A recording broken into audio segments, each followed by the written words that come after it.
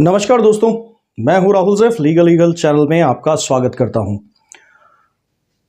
Problem कैसे शुरू होती है ये आप बहुत अच्छी तरह बता देते हैं, पर प्रॉब्लम खत्म कैसे करनी है इसके बारे में बहुत ज़्यादा सोचते हैं, और इतना ज़्यादा सोचते हैं कि प्रॉब्लम वहीं रहती है, सॉल्यूशन नहीं मिलता है आपके कन्फ्यूज़न की वजह से। देखिए, हमेशा प्रॉब्लम जब होती है उसके सामने ही सॉल्यूशन रखा होता है, पर आप उस पर गौर नहीं कर रहे होते। आज मैं बात कर रहा हूं 125 सीआरपीसी में जब पत्नी जबरन आपसे हथिया लेती है आपकी सैलरी का या आपकी इनकम का बहुत मोटा हिस्सा। इसके अंदर बहुत हद तक लापरवाहीपूर्ण जो रवैया होता है, जज साहब का भी वो भी ध्यान नहीं देते, या ध्यान देते भी हैं तो पता नहीं, कभी कभी उनके मन में होता है कि हम फेमिनिज्म को ही सपोर्ट करें, फीमेल्स को ही सपोर्ट करें, तो उस सूरत में वो उठाकर एक पक्षीय न्याय कर देते हैं जिसके अंदर एक अच्छी खासी रकम आपकी इनकम में से निकलकर चली जाती है। आप कई सफाइयां देते हैं, दलील देते हैं, पर वो स्टैंड नहीं करती। अब दिक्कत तो ये है, लग तो गया मेंटेनेंस। जैसे कि आपकी मान लीजिए 50,000 सैलरी है और उठा के 30,000 रुपये आपकी सैलरी का हिस्सा, यानी कि करीब 60% 50% हिस्सा उठाकर एक तरफा कर दिया। आपके खर्चे ब्लॉक हो रहे हैं, आप और तरीके से परेशान हो रहे हैं, बहुत सारी समस्याएं हैं। अब क्या करेंगे? देखिए, यही समाधान मैं आज अपने वीडियो में बता रहा हूं। ज्ञान का अभाव ही आपको इन केसेस में लंबा खिंचवाता है, लंबा चलाता है। जैसे हमारे कुछ कोर्सेज हैं जो इस ज्ञान के अभाव को एक प्रकाश की तरह खत्म करते हैं, इस अंधेरे को खत्म करते हैं। क्रैश कोर्स है जिसमें आप खुद अपनी तैयारी कर सकते हैं, खुद उसको अपने हिसाब से अपने केस को उसको समझ कर क्रैश कोर्स के डिटेल्स को और अपने केस में इम्प्लीमेंट कर सकते हैं। नॉलेज मिलती है काफ़ी अच्छी। इसके अलावा मेन कोर्स है। मेन कोर्स में क्या होता है कि मैं और मेरी टीम आपके साथ जुड़ती है।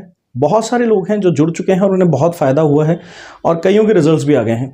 अच्छी चीज़ यह है कि बहुत कम टाइम में बहुत कम पैसा खर्च किए आप बड़े आसानी से केसेस से बाहर आते हैं।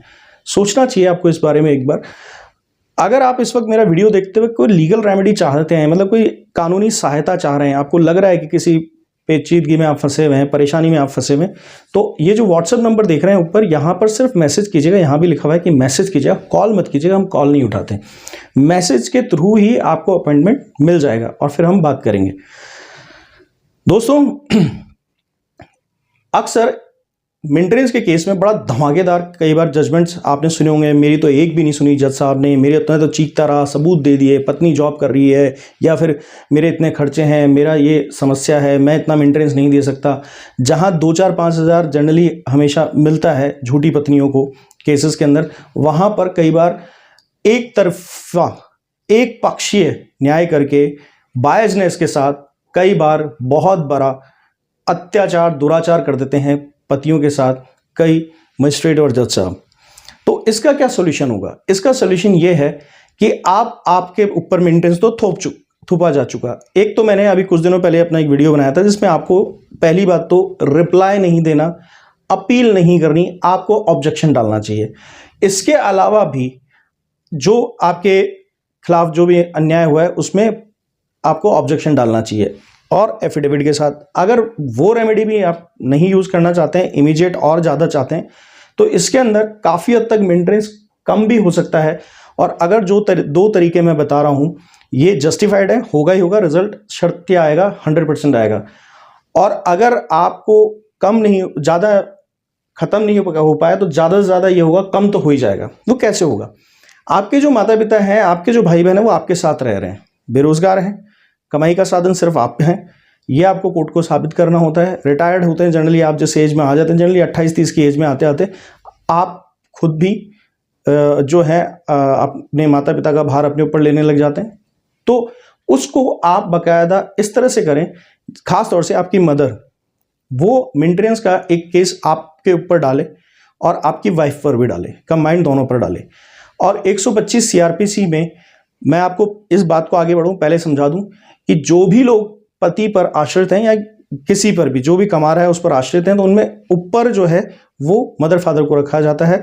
और सीनियर सिटीजन एक्ट के अंदर भी ये चीज़ उल्लेखित है कि वो निराश्रित नहीं किए जाएंगे, उन्हें बाकायदा किसी भी तरह की सुविधाओं से वंचित नहीं किया जा सकता अगर उनकी संतानें हैं तो संतान के कर्तव्य के आधार पर भी। और दूसरी चीज़ कि मेंटेनेंस की जो चोरी आपकी वाइफ ने कानून का सहारा गलत तरीके से लेकर की है उनके हिस्से का जो मेंटेनेंस है उसकी चोरी भी आप बकायदा कोर्ट में उनके थ्रू आपके ऊपर वापस एक मेंटेनेंस का केस डाल के, और वो केस जीतेंगे ही जीतेंगे, ये बेनिफिट रहेगा। तो 125 सीआरपीसी उन्हें भी राइट देता है। मैं थोड़ा समझा देता हूं। आपकी सैलरी मान लीजिए 1 लाख रुपया है, उसमें से 50,000 रुपये तो कोर्ट छेड़ता ही नहीं, यानी 50% सैलरी तो ये मानते हैं कि आप अपने खर्चे वगैरह सबके लेकर है। अब जो 50,000 रुपये बाकी बचा, उसमें उसका हाफ जो है 50% जो है 25,000 वो माता और पिता के लिए होता है, और बाकी का 25,000 आपकी बीवी और संतान के लिए होता है। अगर वहां संतान नहीं है तो उस सूरत में फिर प्रेफरेंस माता पिता की तरफ ही जाएगी, और ज्यादा प्रोपोर्शन जो है उसके अंदर 60-40 के हिसाब से ऐसा कुछ कैलकुलेशन एक अंदाजन चलता है, ये वो माना जा सकता है। अगर उस 50,000 में आपकी वाइफ 50% से 60% के अंदर घुस गई है तो फिर उस सूरत में उन्हें मेंटेनेंस नहीं मिलेगा।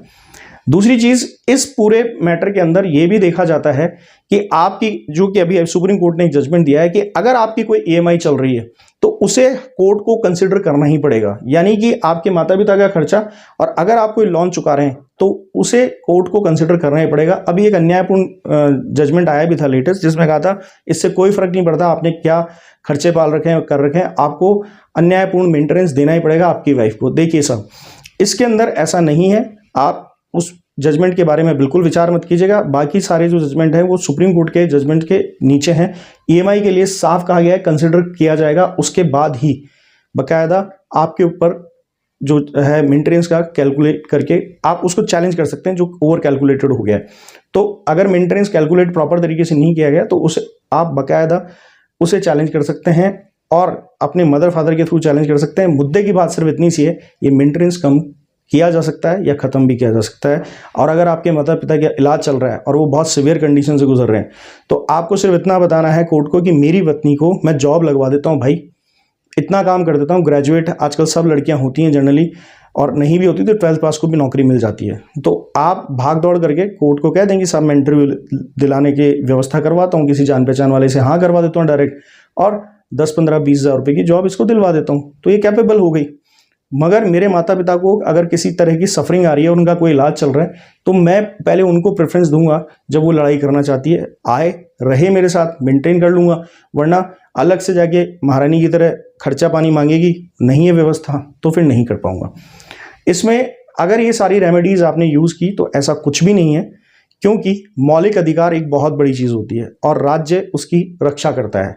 राज्य इसके लिए आपको सुरक्षा प्रदान करता है जीवन जीने के अधिकार के तहत।